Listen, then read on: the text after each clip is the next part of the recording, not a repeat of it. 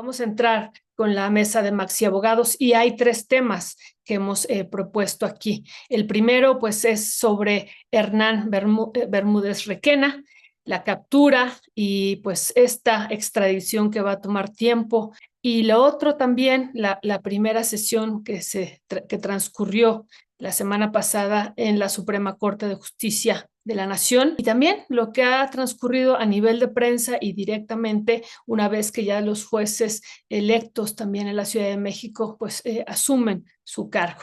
Pero ya estamos viendo aquí en pantalla al maxi abogado, a Federico Anaya. Querido Federico, muy buenos días, ¿cómo estás?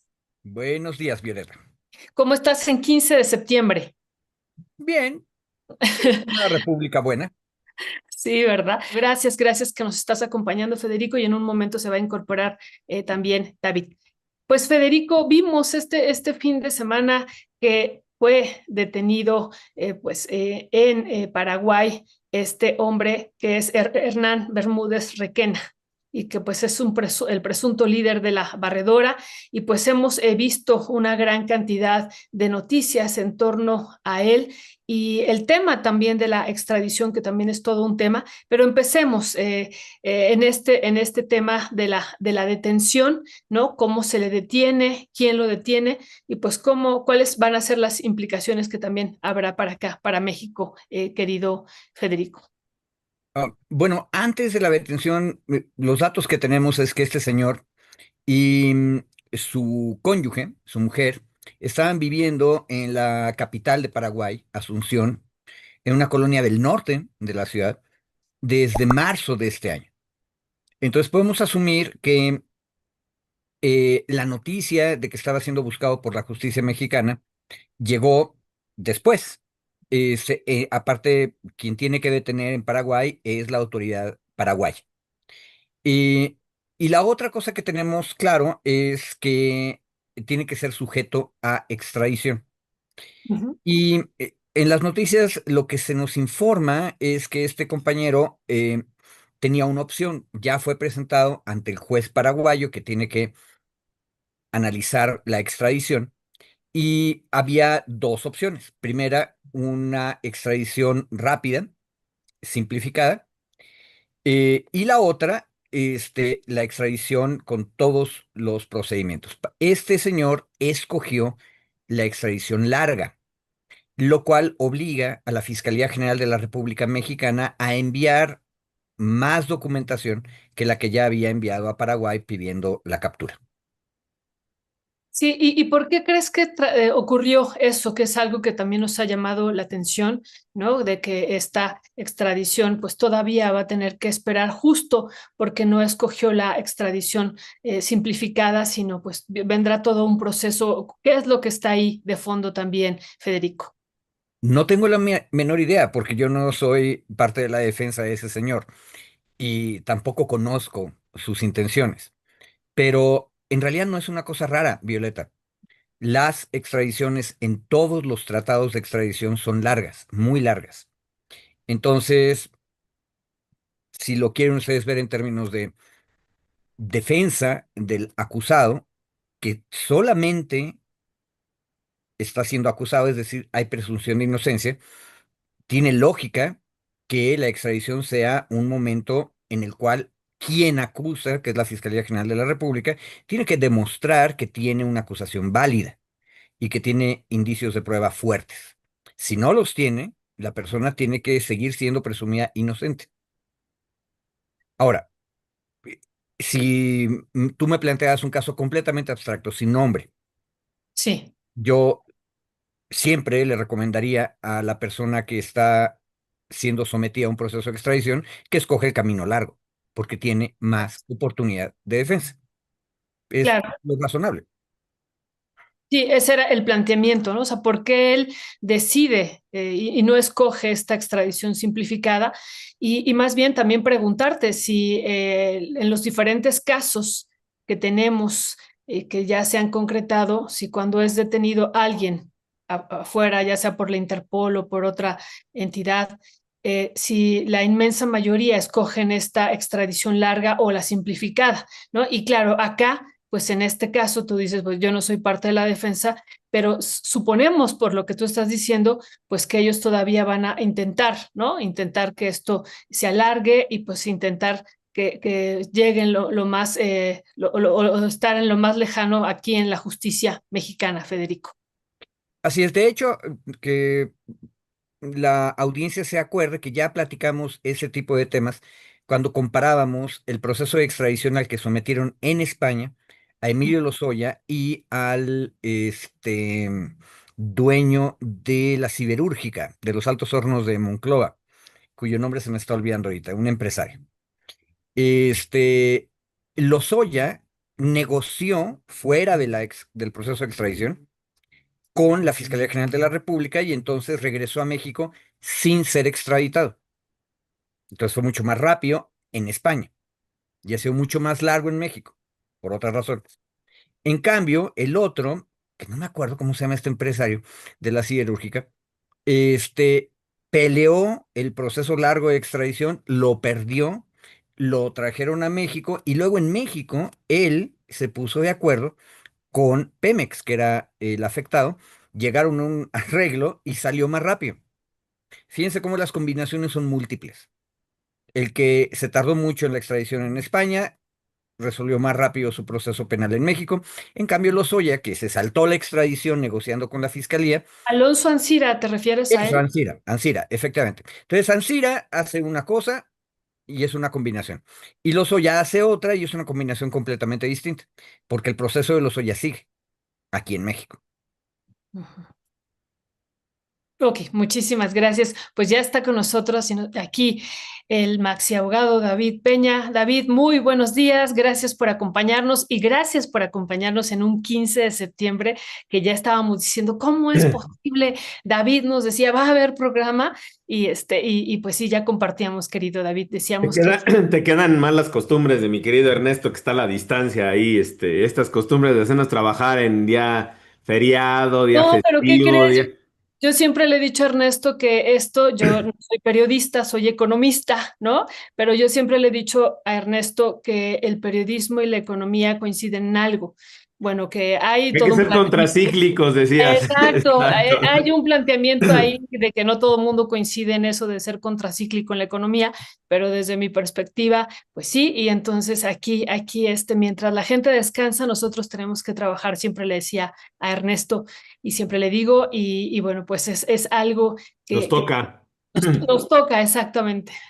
Oye, querida, a ver, perdón, nada más, perdón, estaba escuchando justo lo que decía Federico, y me parecía dos elementos, digamos, dos datos sobre el tema de lo internacional, y ahora venimos al tema de quizá la investigación acá que se tenía, que se estuvo sustentando durante varios años en la Fiscalía General de la República, pero allá justo el tema, coincido con Federico, todo lo que nos ha estado compartiendo, pero ayer escuchaba una declaración, bueno, un medio de Paraguay que a su vez había recabado una entrevista así con un personaje ahí del Ministerio Público y decía que una vez formulada ya, digamos, la audiencia de presentación que fue, entiendo, ayer, ya se lo presenta, se ve, se conoce el proceso de extradición y de identificación que se tenga, se tiene que hacer un proceso de identificación personal, que sea él y tal, que se haga toda la documentación.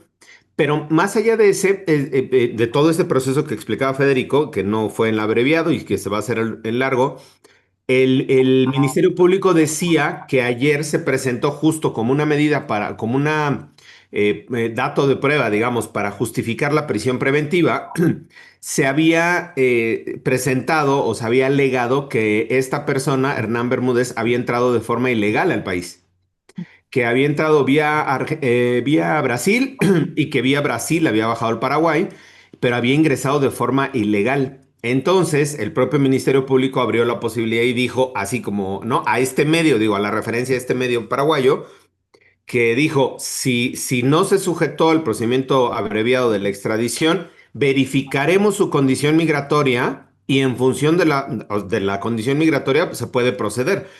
Yo creo que con eso se abre la posibilidad de decir, como no te quisiste ir rápido en la extradición, te expulsamos del país porque tu forma de ingreso fue ilegal. Creo que ese sería un componente intermedio, digamos, ¿no? Ujú. entre los dos procedimientos de la extradición. Ese sería un componente interesante. Habría que ver, porque si es así, se puede estar hablando de que llegue a México, bueno, o sea, entregado en Paraguay o llegue a México en las próximas horas. O sea, porque ahí no hay un tema de, es, verifico tu condición migratoria, estás ilegal, te agarran un vuelo y vas para afuera. Ah, Entonces, ese, digamos, sería un tema igual ahí de estar viendo qué es lo que pasa en las próximas horas. Y lo otro, mi querida Violeta, no sé si nos dé tiempo de abordarlo de una vez, es el tema de la investigación que se tenía sobre la barredora. ¿Cuántos años, cómo estaba la información militar, la información que se tenía desde la Sedena y que pues hasta 2024, finales de 2024 es cuando se va en contra de este personaje, ¿no? sí, sí, eso también es muy importante ahorita aquí abundarlo. Pero entonces este es otro escenario, porque justo le iba a preguntar ahorita a Federico, David, una vez que tú terminaras, cuáles son los escenarios que hay en términos judiciales, ¿no? Y jurídicos. Y lo que tú estás diciendo es muy importante. O sea, si él entró ilegal, pues puede ser realmente expulsado por esa causa. Pero entonces habrá que esperar. Y si no fuera así, entonces, ¿de cuánto tiempo estaríamos hablando y qué sería lo que procede si es que es extraditado con esta vía larga, Federico? Mucho tiempo, en el peor de los casos para el Estado mexicano. Acuérdate que una de las quejas del Estado mexicano frente a Estados Unidos, por ejemplo, es que el proceso de extradición de los que nos interesan que nos manden se tardan mucho. Yarrington, por ejemplo. Y Ya. Estados Unidos se queja de que sus procesos de extradición en México también tardan mucho. Y por eso, ante las amenazas de Trump, decidimos salirnos y teníamos otra escapatoria. En la que acaba de decir David, México la ha usado muchísimas veces con otros países, que es, estás irregular migratoriamente en el país, entonces yo tengo derecho a sacarte del territorio. Donde caigas, a donde te saque, es azaroso. Y usualmente por cooperación internacional, lo expulsas al territorio de donde viene, de donde es nacional y es donde lo están acusando. Em, pero la otra salida que usó México fue ley de seguridad nacional, entonces me están amenazando de que no cumplo este, mi parte en la lucha contra el narcotráfico, entonces lo que hago es entregarte a dos docenas de personas y punto. Entonces, hay otras maneras. Y yo creo que las dos maneras que acabo yo de mencionar, la que dijo David y esta otra de seguridad nacional, en realidad son paliativos, muletas ante lo enredado y largo que tiende a ser el proceso de extradición. Sí, Muchísimo. la ley, perdón, ahí la ley de extradición, bueno, el tratado de extradición te dice que Paraguay tiene, y ahí nada más complementar lo que decía Federico, 60 días para resolver la extradición. El problema es que esa es la primera resolución. De ahí puede venir una impugnación, luego una revisión constitucional o el equiparable del amparo Ujú. acá, y por eso es que esos procedimientos, aunque la ley dice 60 días, sí, 60 días para tomar la primera decisión de la autoridad paraguaya. Es decir, sí, se va a México y en ese momento los abogados impugnan y es donde se empieza el proceso que puede durar 3 meses, 6 meses, un año o 5 años. Digo, a lo mejor estoy exagerando, 5 años. Pero sí, digo, hay procesos que han tardado varios meses, incluso años, de extradición. Años. Sí, sí, sí, porque depende mucho en función de la celeridad del país y de los tribunales, de los tiempos de los tribunales, porque en algún momento, por ejemplo, llegas a ganar una sentencia, nosotros se dice para efectos, y entonces llegas después de 2 años o un año a ganar una sentencia de amparo en el caso de México y le dice al juez, vuelve a hacer el nuevo acto bien fundamentado y con derechos humanos y que respete presunción de inocencia. Entonces, después de un año, regresamos al mismo punto. Es decir, estoy un poco satirizando, digamos, aquí, ¿no? Para que entendamos que este procedimiento por la vía larga, lo que decía Federico, no es que se extienda porque la ley lo permita, entre comillas, sino porque son recursos, quejas, impugnaciones y eso va alargando el proceso. Entonces creo que ese es este otro escenario que se puede evitar también si el gobierno paraguayo confirma que Hernán esto entró, que creo que ya está confirmado, entró de forma ilegal y pues expulsarlo hoy mismo. Claro, claro. Puede ser que por ahí venga entonces esa resolución de entró así y entonces se va. pues ya veremos también esa otra parte. Pero si están de acuerdo, tú mismo, David, y ahorita le damos la palabra a Federico, esto que decías de la barredora, ¿no? De poner también aquí, pues, todo lo que ha ido transcurriendo sobre este tema y pues, esta situación realmente delicada y complicada, David. Sí, a ver, yo quería colocar el tema porque es, digamos, circundante en la conversación a la detención de Bermúdez Requena. Claro. Está este tema de desde cuándo se tenía la información de la operación de la barredora, creo que cuando menos 5 años, pero de que este personaje formara parte o facilitara o no sé cómo decirlo, ¿no? Las actividades de la barredora, pues apenas se logró documentar, decía yo, en octubre, noviembre del 2024. Me remonto al tema de 2021, pero bueno, primero el dato de 2021 que cuando fue la filtración esta de documentos de Guacamaya Leaks, ustedes recordarán, ¿no? De la filtración de información del ejército, se dio a conocer en 2021 que operaba ya, que desde 2021 se daba conocimiento a la autoridad, en este caso de Sedena, bueno, en este caso sí, de Sedena y del centro del CISEN, en ese momento todavía CISEN, se le estaba dando parte de la información sobre cómo operaba la barredora y las redes de corrupción que estaban vinculados sí, o construidas, digamos, en torno a la barredora y el poder político que podía tener. Según estos datos de Guacamaya Leaks, desde 2021 se puso de conocimiento la intervención de la Secretaría de Seguridad de Tabasco. Es decir, que era cómplice de este grupo. No se había identificado a Bermúdez Requena todavía como uno de los liderazgos y es hasta 2022, según los propios cables que se tienen de Wikileaks, de Guacamaya Leaks, perdón, es hasta 2022 donde ya se le vincula al entonces secretario de Seguridad de Tabasco. ¿Qué es lo que pasa entre 2021, que se da la primera alerta a nivel militar? Todo esto es información militar, 2021 hasta 2024. Este es el periodo que queda como, digamos, todavía inconcluso, todavía no sabemos qué pasó. ¿Se inició la investigación o no? ¿Por qué no se detuvo antes? ¿Por qué si se tenía la información entre 21 y 22, por qué no el mismo 22 se pidió una orden de aprehensión en su contra como ahora se hizo? Este... ¿Hubo intervención para su protección o no? ¿Fue solamente error, omisión, que puede ser del Ministerio Público, de la investigación? ¿O tenía este personaje todavía, digamos, redes políticas de protección? Son muchas preguntas. Yo no estoy especulando sobre ninguna de ellas.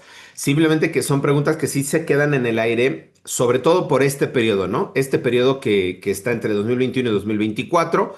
Entiendo que según la información que se dio a conocer en 2024 se sustancia la carpeta de investigación, es decir, se le da contenido a la carpeta de investigación con más datos de prueba y por eso se van a las órdenes de aprehensión, creo que fueron en noviembre de 2024. Pero entre 2021, insisto, que tenía conocimiento la Sedena del grupo y 2022, que sabía que era el secretario de Seguridad, hasta el 2024. Creo que es ahí un periodo que nos tendría que explicar la autoridad. Simplemente, yo no estoy diciendo, insisto, no estoy haciendo conjeturas aquí, simplemente que nos tendría que explicar la autoridad qué pasó en ese periodo. ¿Se hizo la investigación? Ah, bueno, pues ya uno tiene mayor claridad. O, insisto, ya se tenía esa información, se tenía información en la Sedena y no se actuó. Entonces, si no se actuó, entraríamos en un escenario de responsabilidad y de ver quién fue, quién no actuó. Digo, es bastante complejo esta parte, pero creo que sí sería importante un poco para conocer o completar toda la trama de este episodio de la barredora, ¿no? Sí, muchas gracias, David. Pues también para ir cerrando sobre este tema, Federico, y pasar también al otro y que tú nos también introduzcas el otro, ¿con qué cerrarías sobre este tema, pues o sobre este caso, pues que apenas se está abriendo? A ver, un pequeño detalle que se le olvidó a David. En realidad sí hay otro hecho que sí sabemos que ocurrió y lo tenemos bien documentado porque es político y democrático. En el año 2024 y antes, desde principios de 2024, el grupo político que dominaba Tabasco, que era el de Adán Augusto López, perdió porque la candidatura de Morena quedó en manos del compañero May, que era contrario. Y ustedes revisen la prensa en el año 2023 y van a ver cómo ahí Morena tuvo un debate tremendamente duro respecto de quién tenía que ser el candidato. Y May apenas asumió la gobernatura. Una de las cosas que lo distinguieron fue precisamente que él empezó a impulsar y a exigir que lo que nos dijo David le dieran seguimiento. Entonces ahí hay una voluntad política, pero no es la voluntad política que la comentocracia, tanto la vieja como la nueva, por cierto, suelen decir, que es la voluntad política única del gobierno federal. No, en una república federal y democrática vas a tener múltiples voluntades y importa mucho qué es lo que hace el gobernador entrante. El gobernador entrante fue el que revivió todo el asunto y presionó y ganó.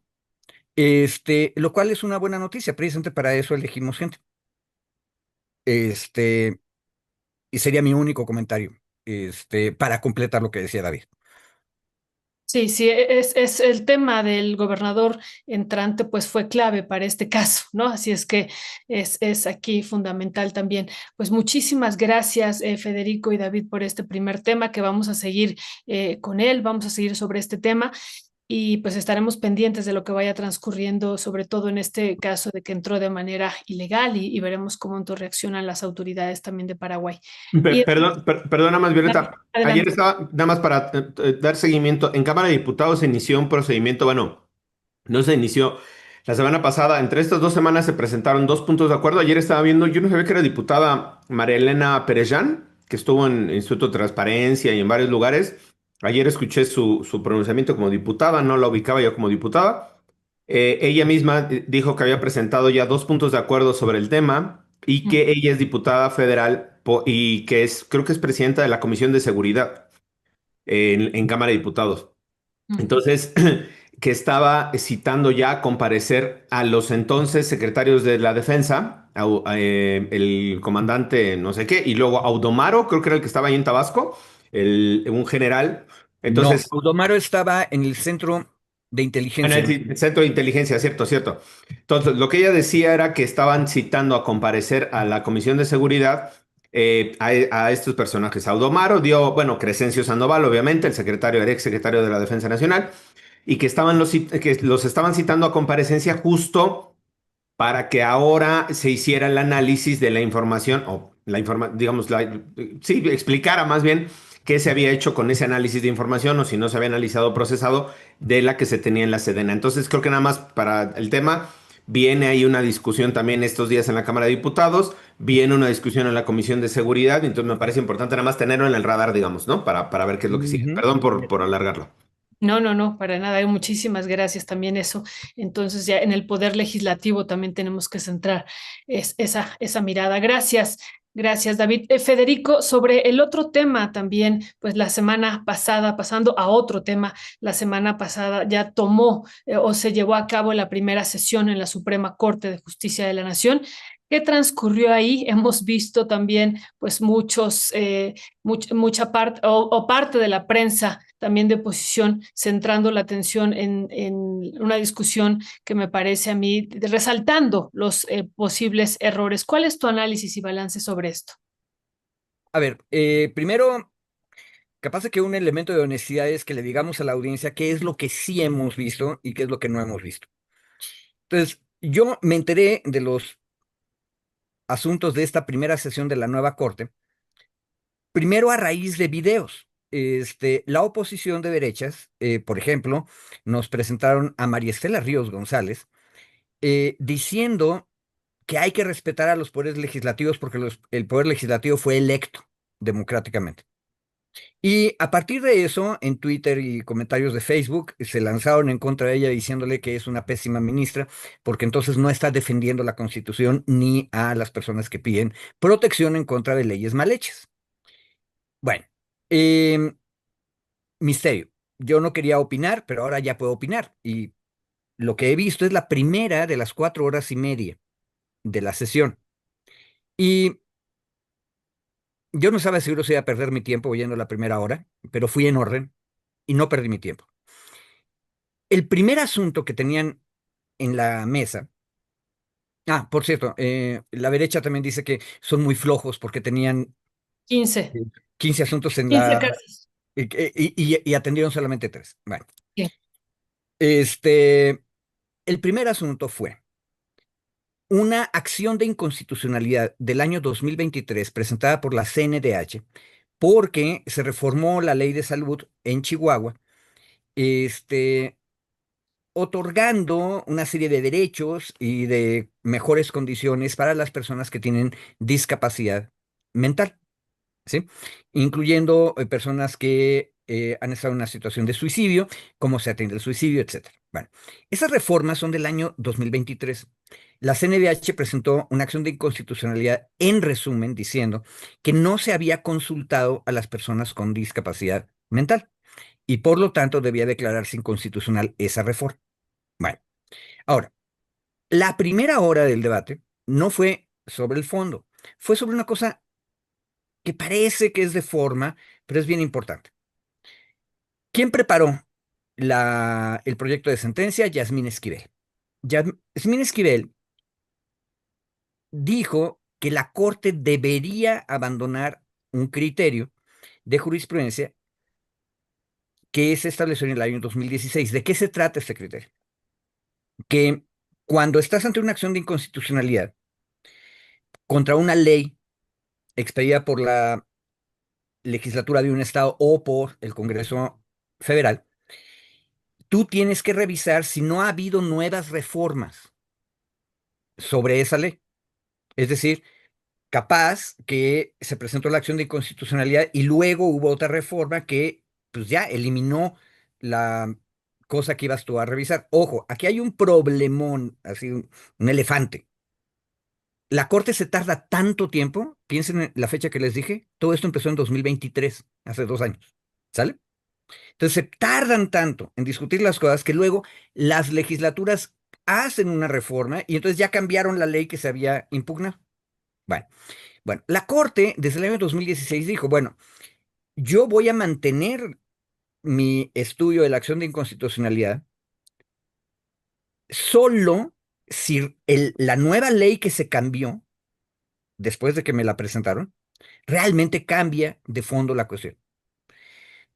Y el criterio es que tienes que ir a lo material. Es decir, no basta con que el Congreso impugnado saca una nueva ley y por lo tanto ya se acabó la acción de inconstitucionalidad. Bueno, ¿qué propuso Yasmín? Propuso que cambiaran ese criterio. Y lo más interesante cuando empezó el debate sobre eso es que a Yasmín la apoya Estela Ríos. Ese es el contexto del videíto donde Estela dice que hay que respetar al Poder Legislativo porque fue electo. ¿Sí? Mm. Bueno, pero lo que las oposiciones de derechas que nos regalaron ese clip, no nos explicaron que Ortiz Alf se opuso al cambio de criterio. ¿Por qué? Porque hay que ver la materialidad. O sea, si sigue diciendo lo mismo la ley, pues entonces tienes que continuar el estudio de la inconstitucionalidad. Figueroa, Giovanni Figueroa, que es uno de los nuevos ministros que viene de la Ibero, también dijo, no debemos cambiar el criterio, hay que mantenerlo. Y, más interesante, Lenia Batres también dijo, no debemos cambiar el criterio. Ahora, Arístides, que participó en la sesión vía remota porque sigue recuperándose de las varias costillas rotas que trae, dijo que se sumaba a la idea de no cambiar el criterio. Entonces, fíjense, ya llevamos 4 votos diciendo no cambiemos el criterio. Y solamente Esquivel, Ríos y luego Irving Espinosa dijeron sí cambiemos el criterio. ¿Sí? Ahora, ya tengo 7 personas. La compañera Herrerías, la nueva ministra que viene de la PGR y de la Fiscalía General de la República, no dijo nada, ella no opinó, ¿sale? Sobre este tema. Y es un tema importante si lo piensan ustedes. Y ya voy a terminar. Ya que todo el mundo había dicho eso que acabo de decir, el ministro presidente agarra y dice, yo creo que tendríamos que encontrar algo a la mitad del camino. Tenemos que cambiar el criterio, pero dijo bien cómo. No quería cambiar el criterio como decía Esquivel. Lo que decía es, tenemos que cambiarlo para asegurar que siempre veamos el fondo. Y él sí dijo las palabras, porque si no lo hacemos, nos ponemos en una situación de abuso de los poderes legislativos. Mm. Porque sería bien fácil, si le hacemos caso a Esquivel y ya no hay criterio, que una legislatura hace una ley que viola derechos humanos, se presenta una acción de inconstitucionalidad o una controversia constitucional o un amparo, y resulta que cuando ven que van a perder el asunto, los legisladores se reúnen, le cambian tres comas o arreglan la cuestión de género y dicen, ya es otra reforma, entonces ya no me puedes seguir revisando, ¿verdad? Eso es trampa. Y Hugo Aguilar sí lo dijo, eso es un abuso y es una trampa. Bueno, ¿en qué quedaron? Sí van a cambiar el criterio, pero en el sentido que propuso el presidente. Y ahí ya, se movieron todos y votaron todos, salvo Giovanni Figueroa. Giovanni Figueroa sí dijo, no cambiemos el criterio. Bueno, parecería que ganaron las fuerzas luminosas, ¿verdad? Yo no estoy tan seguro porque quien va a hacer el engrose y tiene que hacer la propuesta de cómo va a quedar este nuevo criterio es Yasmín. Es decir, dejamos, perdón por la expresión vieja y antiprotestante, la iglesia en manos de Lutero. Y, Gracias. bueno, Adelante. y nada más un detalle, si ustedes se fijan, eso es nada más la primera hora de 4 horas y media. Y ni siquiera discuto cómo fue el fondo de ese caso.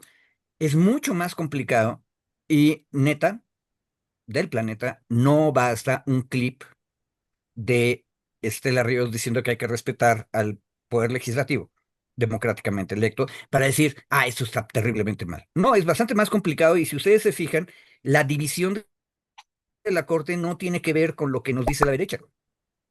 Tú tienes del mismo lado a Ortiz Alf, a Figueroa, a Batres y a Arístides. Y a Hugo, en el fondo, porque Hugo es de los que dijeron que puede haber trampa, él fue el que lo dijo más directo. Entonces, está interesante. Perdón por el rollo.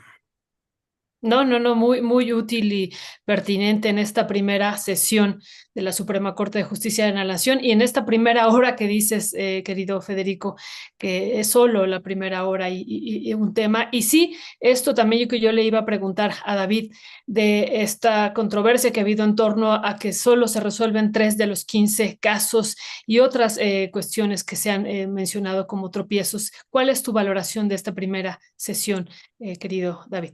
No, yo no vi, yo solo he visto clips de esa misma primera sesión, en algunos fragmentos. Estuve leyendo varias de las crónicas, eso sí, me puse a leer varias de las crónicas sobre la narración, digamos, de esas primeras 4 horas. Y yo ahí no tendría, o sea, entiendo el tema de discusión y cómo se está colocando esto de los 3 de los 15 casos, no sé cuál.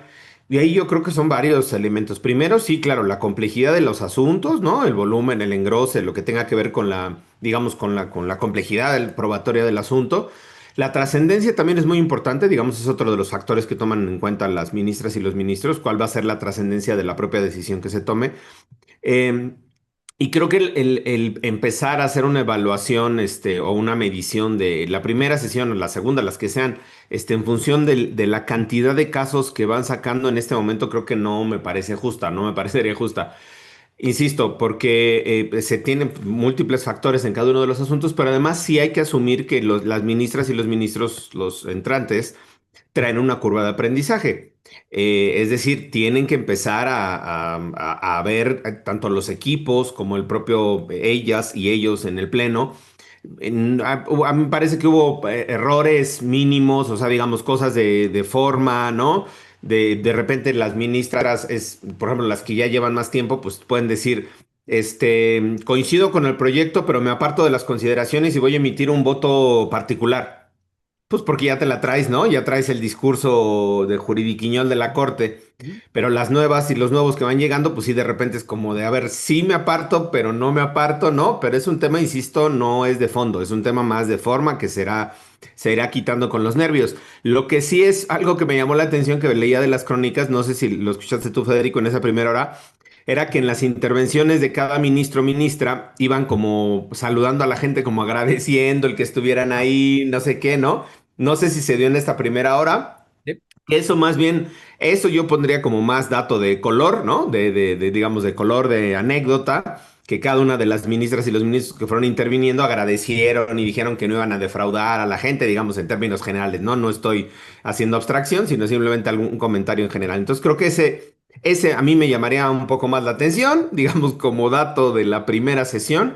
Y lo que sí es que ahí, nada más igual para tener el foco, se retornaron los casos que traía la anterior corte con los nuevos ministras y ministros. Uno de los temas que ustedes saben que aquí hemos discutido, el tema de prisión preventiva oficiosa, ya había un par de anteproyectos circulando. Se lo reasignan a Estela Ríos, justamente.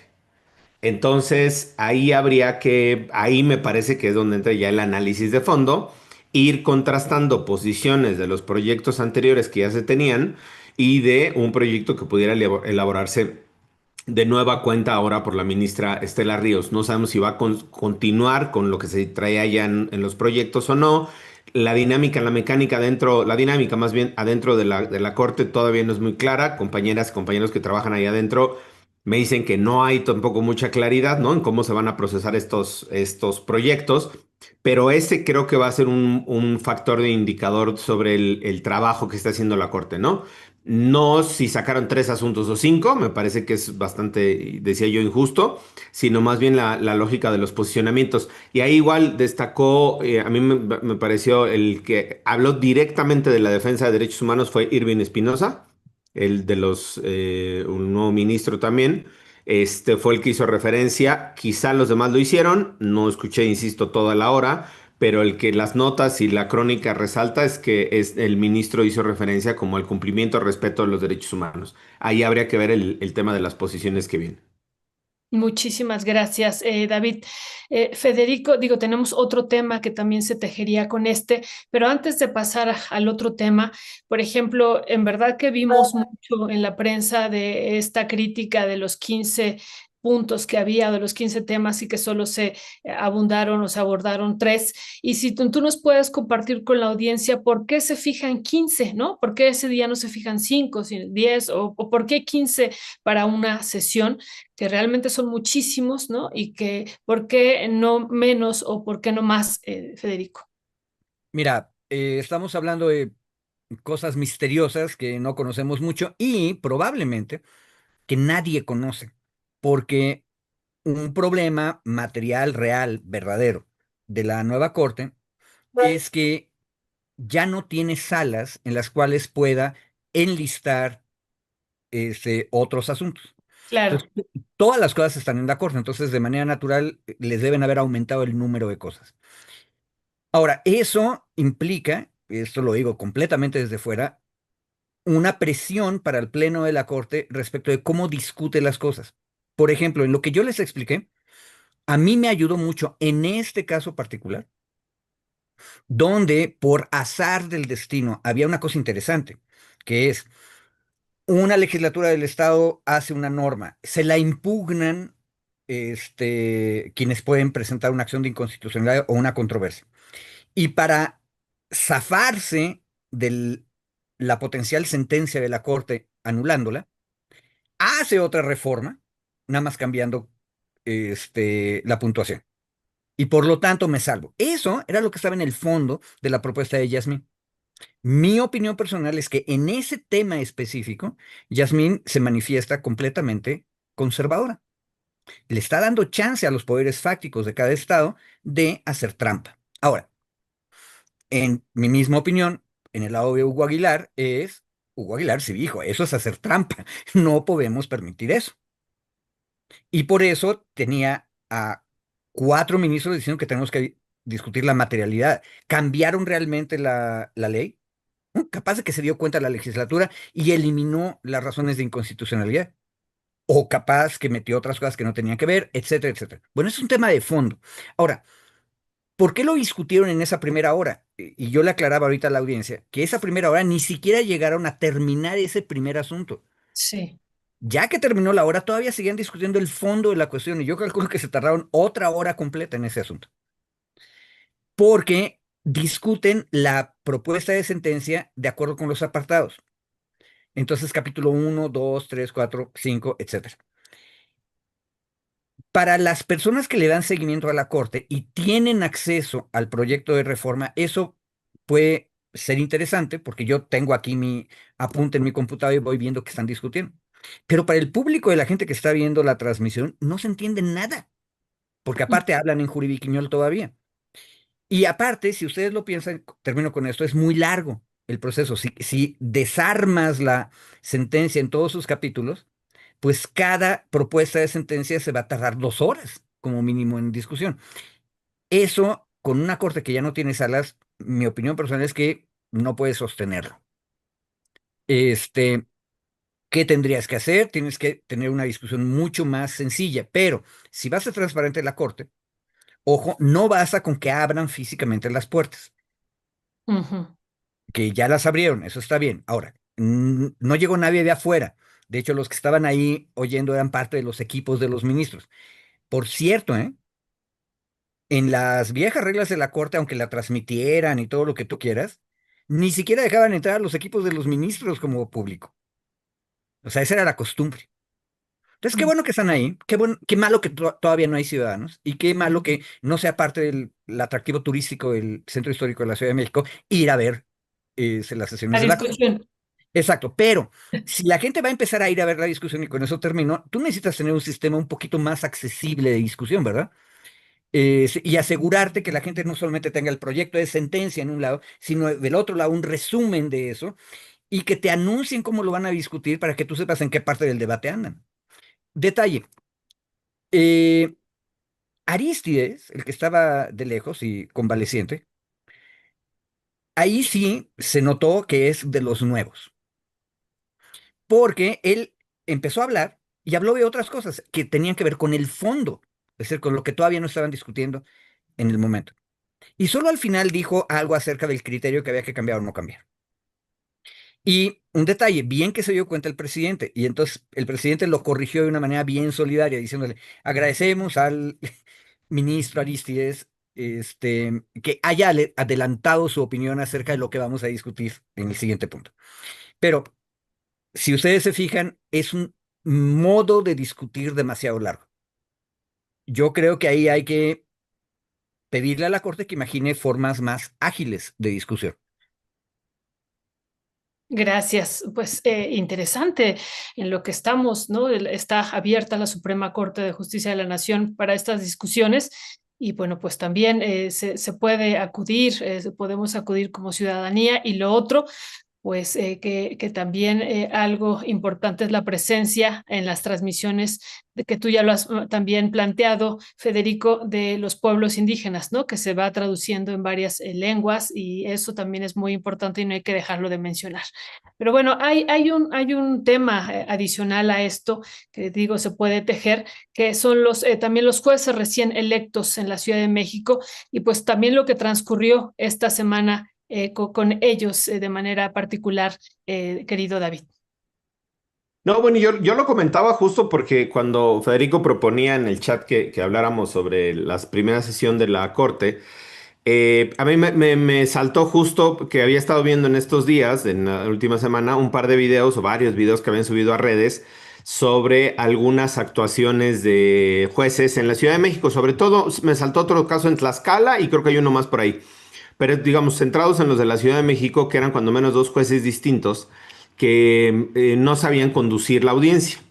Eran audiencias distintas, cada uno de estos jueces llevó la conducción de forma errónea, digamos, en los videos que se dieron a conocer, eh, con errores subsanables, pero llamaba la atención uno de ellos, que era uno que se denomina Carlos Cetina, eh, que no solo había incurrido en inconsistencias en la conducción de la audiencia, insisto, mientras estas inconsistencias sean subsanables y corregibles, pues no pasa, insisto, de la anécdota. Van llegando, van aprendiendo, hasta ahí no tendría problema.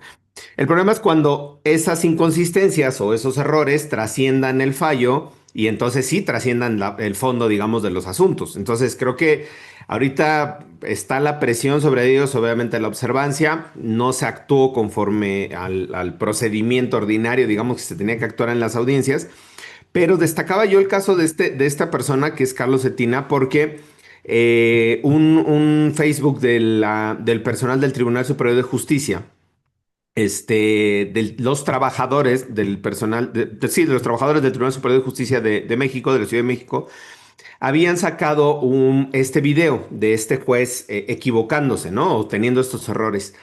Y ellos publicaron también una serie de amenazas que les llegaron. eh, Ellos decían, viene del teléfono del juez. No se sabe si sí vienen del teléfono del juez o no, porque se mostraron las capturas de pantalla, donde este juez los amenazaba a la página, al portal, por haber hecho la publicación del video y por exhibirlo, digamos. Entonces, más allá insisto, de los hierros que se puedan cometer en la audiencia, siempre y cuando no trasciendan al fallo, pueden ser anecdóticos y ahí se quedan. Me parece que este foco de atención también se está colocando sobre la actuación del Poder Judicial, no solo en lo sustantivo, sino también en la forma en la que se conducen. Y ahí hay un primer asunto que hay que revisar. Probablemente no sea el juez el que los esté amenazando, probablemente sea gente de su personal o no, pero hay ahí, digamos, ya un primer alerta sobre la actuación, insisto, no en cuanto al fondo, la resolución, sino sobre la forma o la actuación en la que están comportándose, con la que se están comportando este par de jueces. Insisto, no estoy generalizando, no estoy diciendo toda la reforma, no. Ahí vamos a estar observando la actuación de uno, dos, tres, cinco, no sé cuántos juezas y jueces magistrados. Insisto, y vamos a estar observando desde luego la forma en la que estén decidiendo.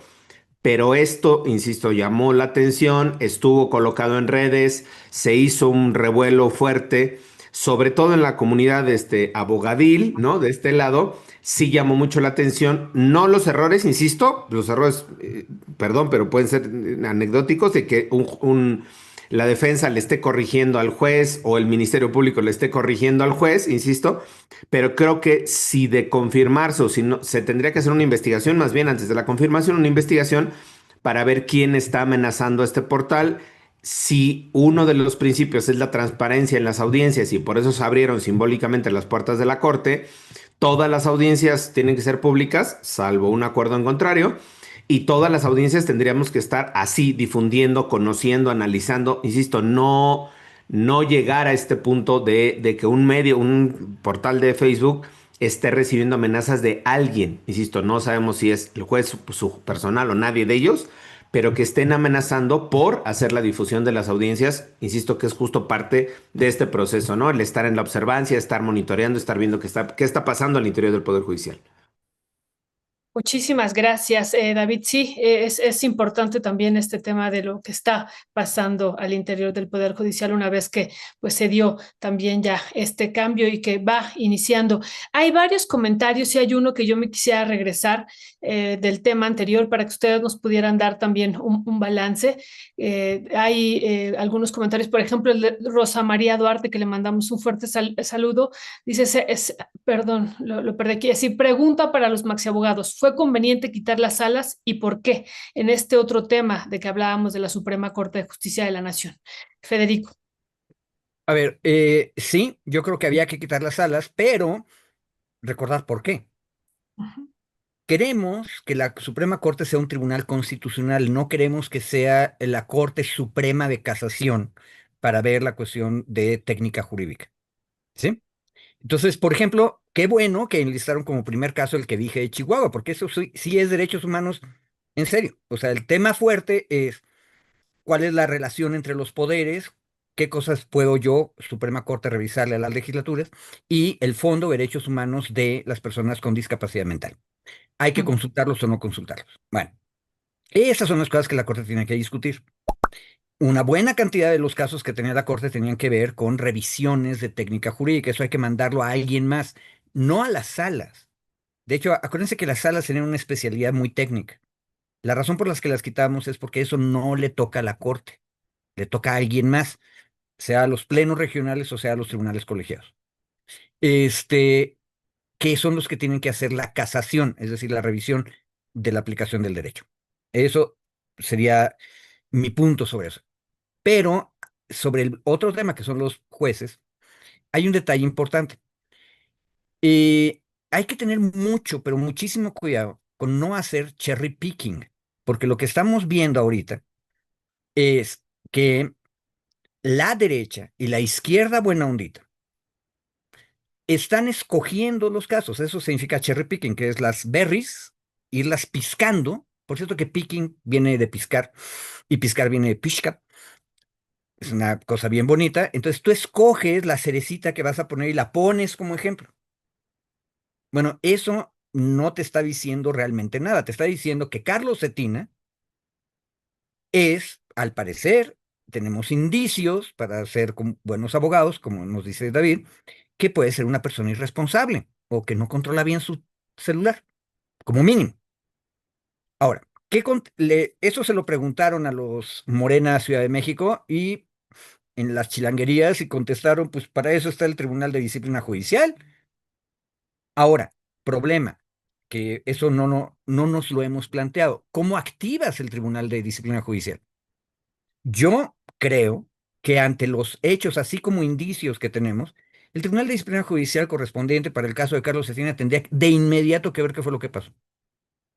Y el problema no es la curva de aprendizaje. El problema es la actitud del juez o de su entorno en contra de sus críticos.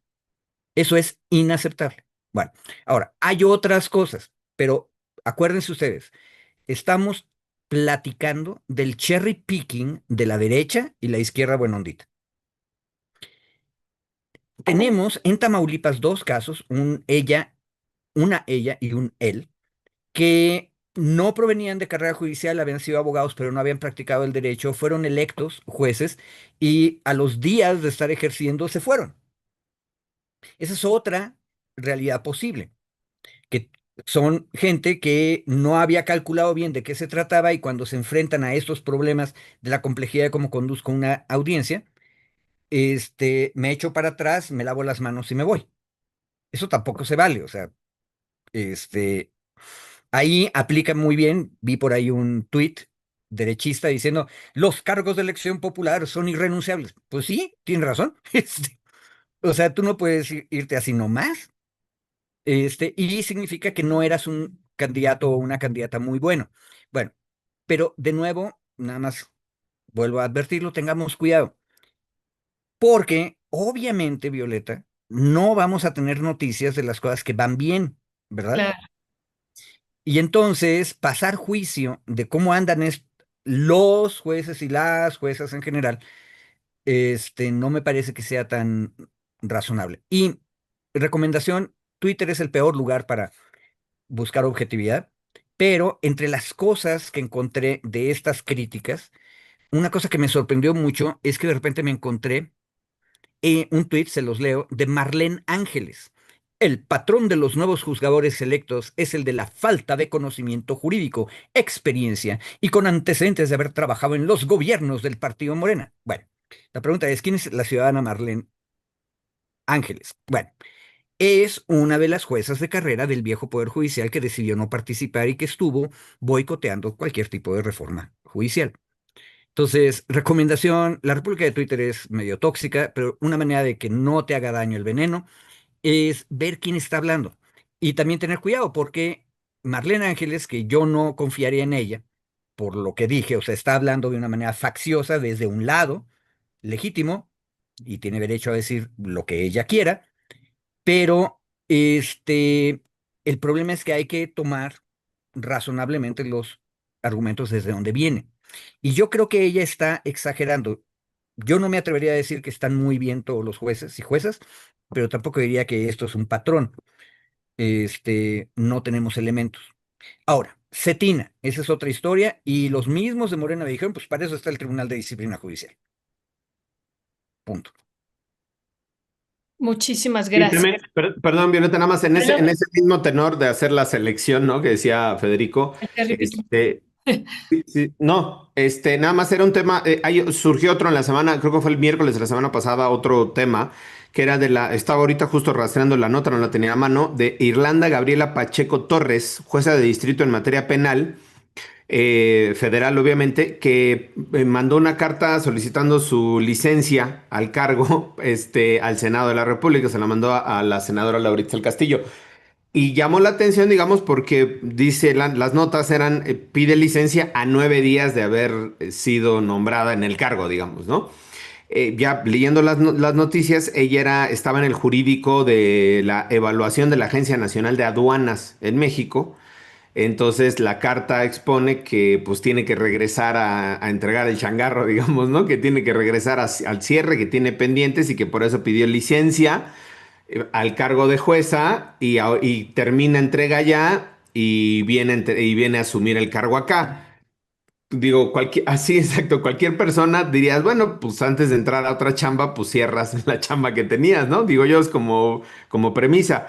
Y Ujú. más tratándose de un procedimiento tan largo de tantos meses, entiendo que hasta junio que se tuvo la certeza de la votación, pero ella entró en proceso, o sea, asume en septiembre, o sea, cuando menos, digo, tuvo junio, julio y agosto, septiembre, perdón, porque entraron hasta ahorita, no, sí, el 1 de septiembre, o sea, cuando menos tuvo 3 meses, ya sabiendo que había ganado pues para ir cerrando allá. Insisto, yo no estoy cuestionando a nivel personal la vida, lo que tenga, el contexto, si es cuidadora o no, no me estoy metiendo en el análisis, simplemente decir es un poco raro, llama la atención que si tú ya sabes que en 3 meses vas a empezar un nuevo trabajo, Ujú. pues llegues al nuevo trabajo 3 meses después y digan, oigan, ya tengo mi nuevo trabajo, ahí se los encargo, ¿no? Me voy 6 meses, porque además pidió licencia para 6 meses, de aquí a marzo. No tiene sentido. Exacto, no tiene sentido. Entonces era un poco, digo, esto llamó la atención, esto que decía Federico, claro, se va a estar haciendo el cherry picking, ¿no? Pero sí, sí, o sea, esto no, llamó la atención estas notas. Son aisladas, no es un patrón, no es nada. Llamaron la atención justo y yo lo quería traer a colación como parte del arranque del nuevo, digamos, de los nuevos cargos, de las nuevas posiciones, tanto en la Corte como en el Poder Judicial, ¿no? Igual, este caso, insisto, es como raro, ¿no? Decir, denme licencia 6 meses, voy a entregar y luego regreso.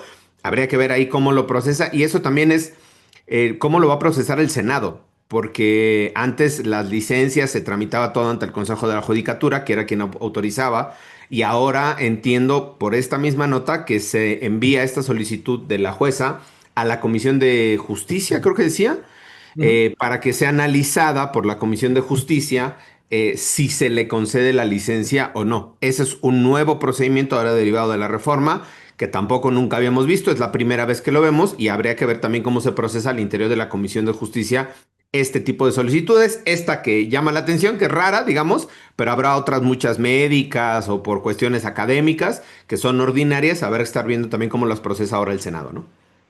Por cierto, ahí tomo lo que acaba de decir David. La legislatura federal mexicana y también las de los estados están recibiendo una nueva facultad, lo que dijo David, que antes no tenían, pero que en el modelo original de república presidencialista, que es Estados Unidos, y que México tomó en 1824, sí existía. Acuérdense que en Estados Unidos todos los jueces federales son ratificados por la legislatura. O sea, no son electos, pero sí son ratificados. Entonces, el equivalente de la comisión este, que mencionó ahorita David, se me fue, la judicial, Justicia, no, Comisión de la Justicia del Comisión de Senado. Justicia del Senado, los equivalentes en Estados Unidos permanentemente están dándole seguimiento a los jueces porque tienen que ratificar a todos los jueces que propone el Ejecutivo. Porque allá el Ejecutivo propone no nada más a la Corte, sino a los magistrados y a los jueces. Y tienen que ser ratificados. Entonces, esto significa que los senadores no se van a poder ir de vacaciones. La Comisión de Justicia tiene trabajo permanente todo el tiempo. Y fíjense, si las cosas funcionan bien, ese es otro espacio en el cual, si encontramos algún tipo de irresponsabilidad de este caso que acaba de decir David, a mí me suena muy irresponsable, por lo que dijo David, yo me sumo, la comisión debería agarrar y mandarle cartita al Tribunal de Disciplina Judicial y decirle, esta persona parece no ser muy responsable, chéquenla, ¿sí? Entonces hay que ir pensando eso. Y nada más, acuérdense que el cherry picking es bien peligroso, pero en una de esas, cuando estás empezando una evaluación, es la única manera de acercarte al fenómeno. ¿sí? Nada más que hay que saber que todo mundo tiene derecho ahí ante el costal de las berries gigantescas y de las cerezas, todo mundo tiene derecho a agarrar su propia cereza, ¿sale? Y hay 1 millón de cerezas. Ahí les van 2 cerezas interesantes porque me parece que es un tema interesante.